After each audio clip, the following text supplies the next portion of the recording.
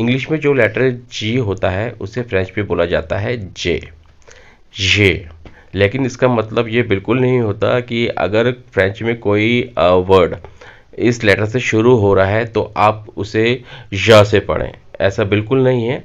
इसमें हमें ध्यान रखना होगा कि कब हमें इसे ज से बोलना है या फिर कब हमें इसे गा का साउंड देना है। अब ये लेटर किसी भी वर्ड के शुरू में भी हो सकता है, बीच में भी हो सकता है और आखिर में भी हो सकता है।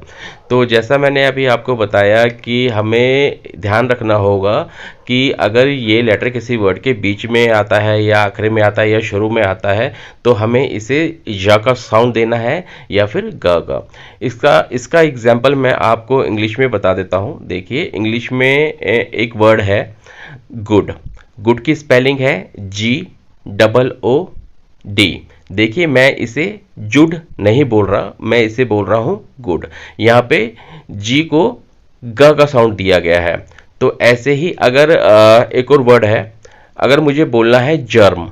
जर्म की स्पेलिंग है GERM।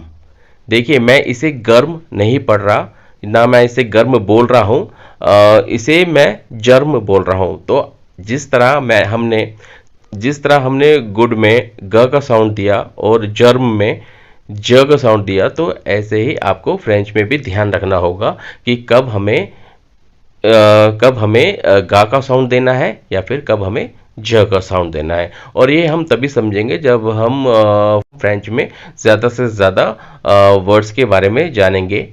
तो आइए अब एक और लेटर के बारे में जानते हैं। देखिए, इंग्लिश में जो लेटर एच होता है उसे फ्रेंच में बोला जाता है आश। आश। देखिए, मैं इसे हाश नहीं बोल रहा, इसे मैं बोल रहा हूँ आश। क्योंकि मैंने आपको काफ़ी वीडियोस में बताया है कि अगर कोई वर्ड एच से शुरू होता है तो वो साइलेंट हो जाता है और हम फिर उस वर्ड को उसके अगले यानी नेक्स्ट लेटर से पढ़ते हैं। अब इसका एग्जांपल मैं आपको बता देता हूँ। देखिए, इंग्लिश में हम होटल बोलते हैं, लेकिन फ्रेंच में हम बोलते हैं ओतल। ओतल। हम होटल नहीं बोलते हैं, हम बोलते हैं ओतल। तो ऐसे ही एक और वर्ड है हॉस्पिटल। हॉस्पिटल, इसे हम इंग्लिश में बोलते हैं, लेकिन फ्रेंच में हम इसे बोलते हैं ओपिताल। ओपिताल। यहाँ पे हम एच को साइलेंट कर देते हैं और उसके अगले लेटर से हम उस वर्ड को पढ़ते हैं।